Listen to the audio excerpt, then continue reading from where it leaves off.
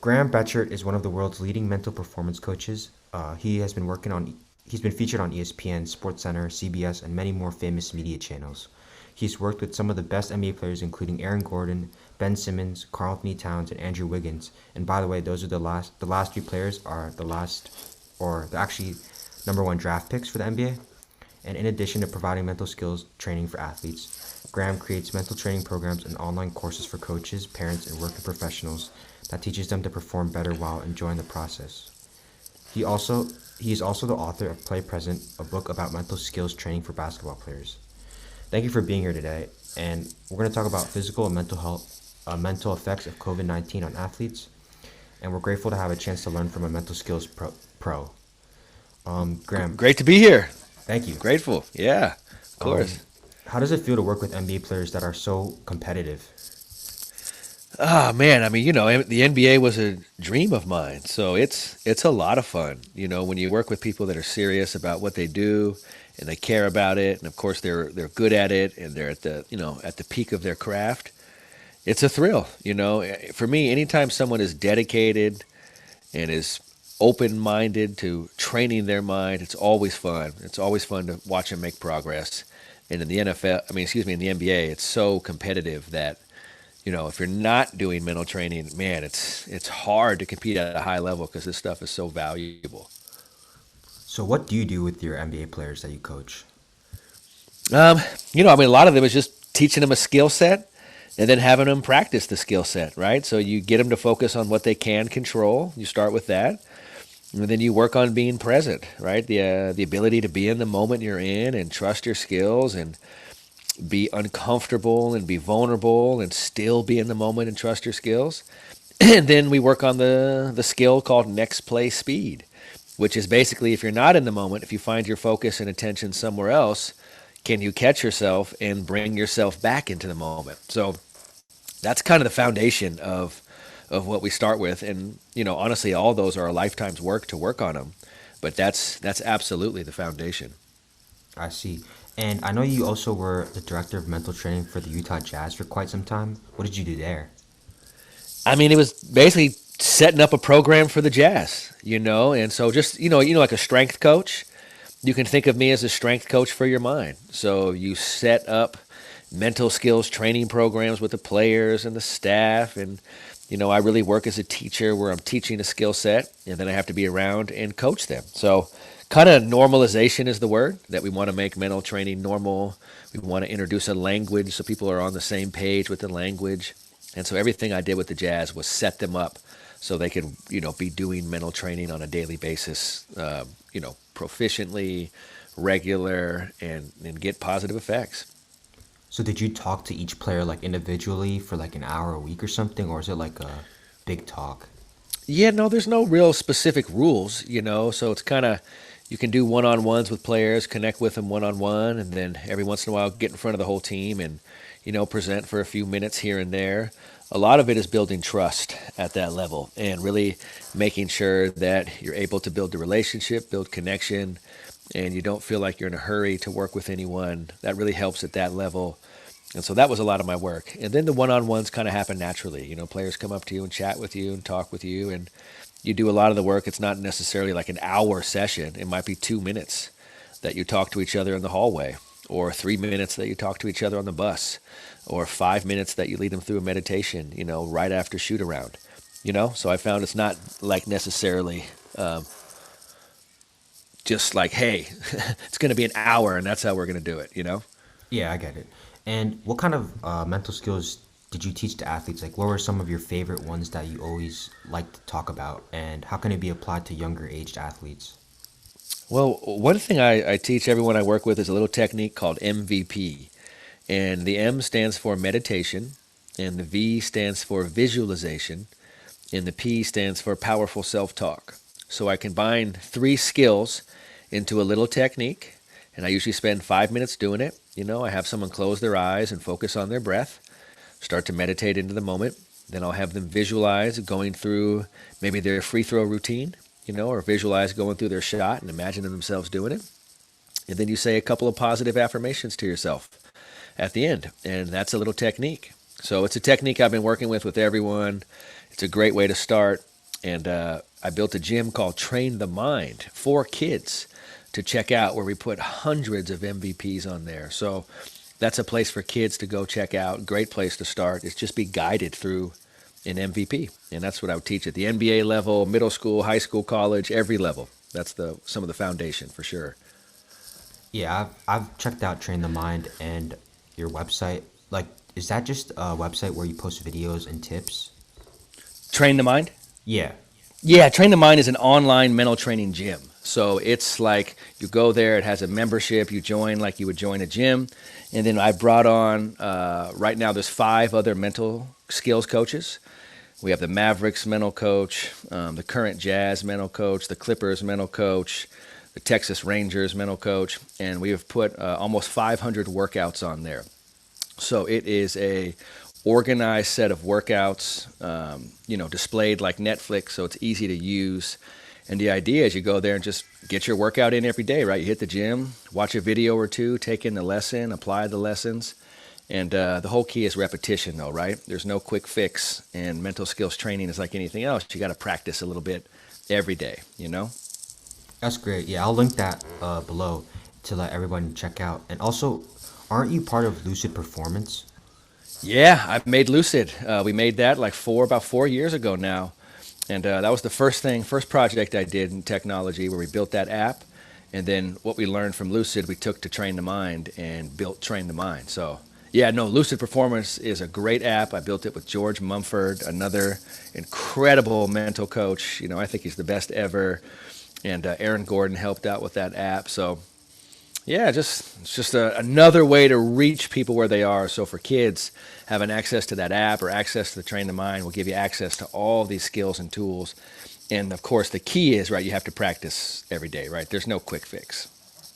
I see. That's great. And I know another thing that you encourage strongly is playing present. And can you talk Yeah. to us about why that's important? Yeah, absolutely. So I wrote a book called Play Present, and it's a series of plays. And the idea is, like, think about me and you talking right now. Like, this is the present moment we're in right now. And to be anywhere else would be foolish, right? Because this is where our attention is needed. So in basketball or sports, right, focusing on the task at hand is super important. Because if you're focused on the past or the future, you're not really in the present moment. And the only time you can make a play is in the present moment.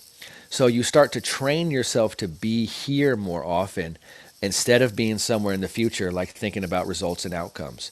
A lot of times we get caught up in avoiding failure or wanting certain outcomes, and that takes us away from the present moment.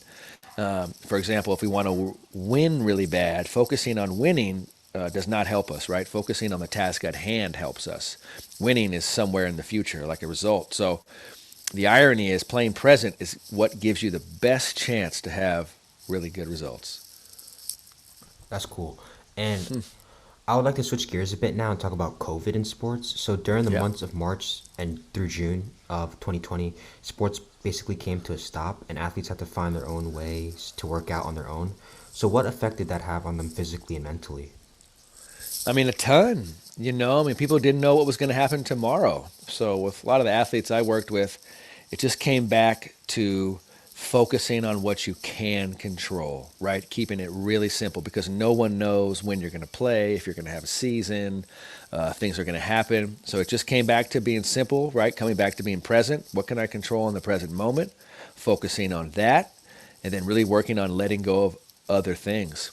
So that could be challenging for a lot of people, but this time last spring when COVID hit, it was actually a great opportunity for a lot of people to start doing mental training, because clearly things got really uncomfortable and the future became murky. So people didn't know what was going to happen. And all we have is the present moment, right? Isn't that what we have? So now, the training becomes obvious that I have to train myself to be here, because that's where all my security is, not in like, I know what's going to happen in 2 months, because people don't know what's going to happen tomorrow, you know? So when COVID hit, did you start talking to your players more? Like, did they want to talk to you more because of the insecurities of like everything? Some people did, maybe not necessarily more. A lot of the players, I've been working with them for years already. So we prepare for stuff like this. You prepare for the unknown. You prepare for these situations. But everyone still goes through it. But I didn't find myself doing anything necessarily any different, except for I was on the phone with players more instead of being in person with them. That was kind of the big change because of, you couldn't be around each other. Yeah. And did you see that COVID affected the mental health of different athletes differently? So, for example, did you find that more elite athletes, like the ones you train, had fewer issues with anxiety or depression compared to younger athletes? You know what? What I noticed was it affected everybody. And that's kind of what I've noticed across the board is didn't matter what age you were, everyone was kind of affected by this. And that's the thing about doing mental training. It doesn't mean that you don't have feelings. It just may mean that you know how to deal with them a little bit better. So I think everyone kind of felt anxious this year. Everyone felt uncomfortable this year. Everyone feels vulnerable. The mental training means that you kind of have some coping strategies to deal with that. But it doesn't mean that you don't have those feelings ever. So I noticed everyone had the feelings, man. Everyone had them. The people that had spent time working on mental training or doing their inner work, what I've noticed is they tend to be a little bit more resilient and a little bit more able to deal with vulnerable and uncomfortable times. You mentioned like mental training has coping strategies. Would you mind like talking about one that uh, Yeah. one of your players use maybe? Um, well, like a really good one. Let's just say you feel uncomfortable, right? Like something comes up. Is the skill is be comfortable being uncomfortable, and take a few breaths and breathe through that moment. So a coping skill is finding your breath and learning to calm yourself down with your breath. We call it a centering breath. So when you find yourself get triggered or worried or anxious, instead of just reacting to that energy, you choose your response and you take a slow, deep breath. And just by doing that, it can change your energy and help you slow things down and kind of change your physiology right in the moment. I see. And now that sports are starting up again, there are a lot of changes and restrictions like having to wear masks or no spectators at games. Do you think that is going to impact how players play the game? The one thing I noticed, like if you watch the NBA, when the NBA played last season, the basketball was really good. So I think the play is at a super high level. Everyone's playing really well. What I've noticed is it's like just at any moment someone could get COVID and they have to sit out or be quarantined or something like that. But the state of play I've noticed is at a very high level. The NBA was playing at a super high level when they were playing. The NFL seems to be at a great level. Major League Baseball was doing really well. So the challenge was there was just no fans, right? And being away from your families and being away from the stuff that was normal for you. But surprisingly, the play was really good. I see. And back to like your players, do you like during the bubble, did you like take a look at like your players and how they played, or do you just wait for them to come talk to you? Yeah, no, a lot of times I just wait till we check in. I can't watch every game or be attached to it like that. In fact, sometimes one of the benefits is I'm not attached to it like that. And then when the player calls me, I'm not living and dying with every basket they make. Because a lot of people around them, it's intense. Every basket is analyzed, scrutinized. And so for me, I give them space to be humans. So I wait till they reach out to me and connect and, don't put too much pressure on when I already know they're feeling a bunch of pressure. Oh, that's great. And when they were in the bubble, was it more difficult to talk to your players since you couldn't really talk to them in person now? I've done a lot of my coaching on the phone over the years, so I've actually got really comfortable over the phone. And with a lot of clients, that's just like a really natural way to do it. So it actually worked just fine doing it over the phone. And then for me, it's nice not to have to travel. I've traveled so much over the last 15 years that being home and not having to travel was really nice, actually, like really nice. Got it. And since like sports are starting up now, what are the things that athletes need to do to ease back into organizing team sports mentally if they've been out um, of it for several months? Yeah. Listen, give yourself permission to not be perfect. Think about progress over perfection. I see so many athletes worrying about being perfect, not wanting to make mistakes, and that's how they feel anxiety and don't have a fun time. So bring joy into what you're doing. Just think, make a little progress every day. And really think about joy and having fun, right? That's the key ingredient to all of this. As soon as this becomes a job or a business or something you hate, it's almost impossible to keep doing it. So I'd say joy is a really big one. And then remember, progress over perfection. Don't try to be perfect. I see. And I also know that I've read a couple articles on your sports psychology tips, and you said that an iron fist and a velvet fist at the same time is what you should be playing with. Can you elaborate on that? Yeah, well, think about that iron fist and a velvet fist. So iron, right? Iron is tough and strong, right? And velvet is more soft and gentle. So you have to know how to use all those things, right? So say something is out of your control, be soft and gentle in that moment. Let it go, right? Don't be an iron fist towards something that's out of your control. And then when something's in your control, like your effort or your attitude, yeah, be tough as hell when you do that. Don't let anything take away your attitude, having a good attitude. Don't let anything take away your effort, you know?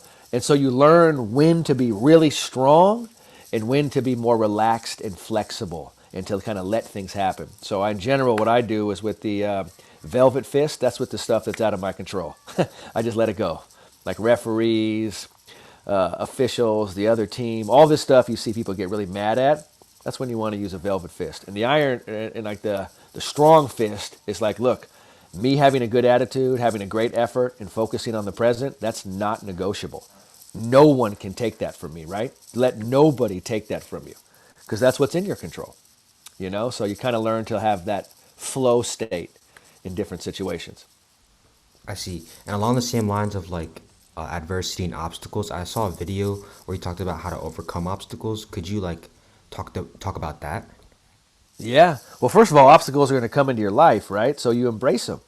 You embrace them and you learn from them, right? You don't try to avoid them. You're going to have obstacles. That's how you grow. So the first thing you do is you welcome them in, you embrace them. You know that in the growth state, if I'm going to be in a growth state, it's going to feel uncomfortable.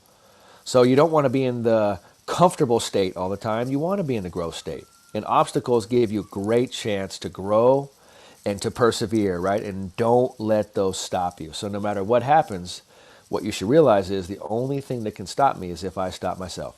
So if you think about being like water, think about water going down a river, right? When water goes down a river and it hits a rock, what does it do?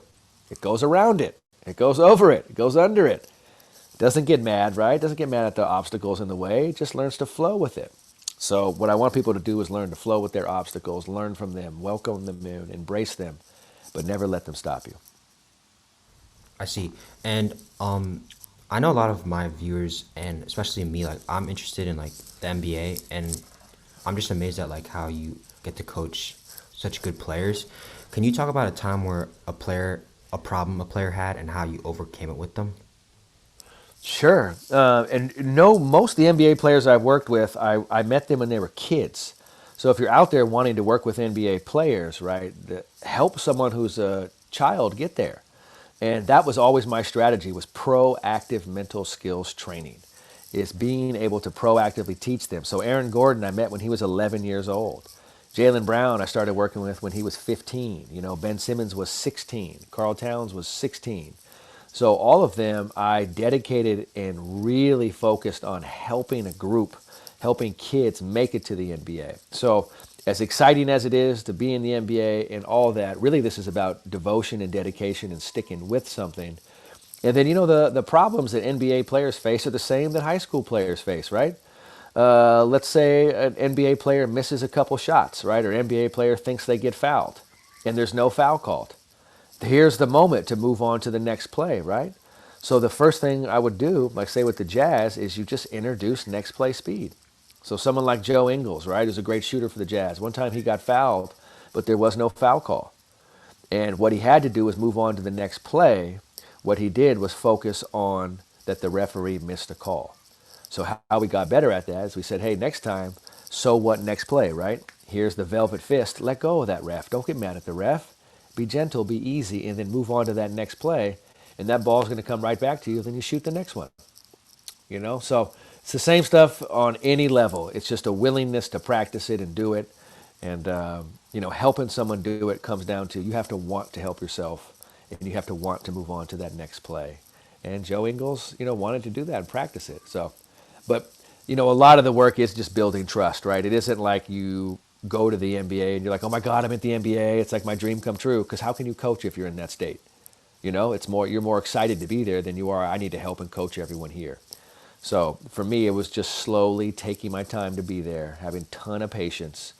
And by the time I made it to the NBA, I could actually help them because I wasn't afraid to lose my job or anything like that. So the first person you actually work on helping is yourself, man. Because if you can help yourself, that'll give you the ability to keep persevering and keep showing up. I knew I wanted to be in the NBA at 11, and I didn't get to the NBA till I was 39. You know what I mean? Got it. And, That's okay, great. go ahead. Yeah. And do you have any other just general tips for young athletes that really want to play at a competitive level? Yeah. Start working on your mind. Start reading every book you can on sports psychology. Start training your mind. Like really, really value that, because if you're focused on winning and competing, man, mental training is going to separate you without a doubt. So I would dedicate, and then remember this: progress over perfection. Don't try to be perfect. That's the thing that kills most athletes I know. And then bring joy to everything you're doing. Bring joy to the hard work. Bring joy to the grind. Bring joy to the resistance. Bring joy to your struggles. And then you'll persevere. What are some of those resources and books that you recommend? Yeah, well, I mean, I wrote a book called Play Present, so I would recommend that. It's a great book for mental training. Another one is called The Mindful Athlete by George Mumford. That's an incredible book. Another book that's great is called The Four Agreements by Don Miguel Ruiz. And a great book is called The Five Longings. This book really impacted my life. So those are great books to start. And of course, trainthemind.com. Check that out. It's a mental training gym. And then I make a lot of music now these days. So another way to train is I put beats behind coaching. And so we make mindset music now. And you can find some of our songs on gamefaceperformance.com/mindset music or grahambetchart.com. So I'll send you some of this mindset music if I haven't already sent you. But it's another way to kind of get this information while you're listening to music. Wait, so mindset music is like just regular music that helps you perform? Yeah, it's me coaching, and I work with producers who put beats behind it. You Oh, know? I see. That's great. Yeah, it's another way for athletes to train. Yeah. Do you have anything else you want to talk about or let the audience know? I think this is good, man. This is great. This has been thorough. All right. Thank you for meeting with me. I know you're super busy, so it was great speaking to you, and thanks to all the listeners. Yeah, thank you again. Stay in touch, and grateful. Thanks for having me be a Cool.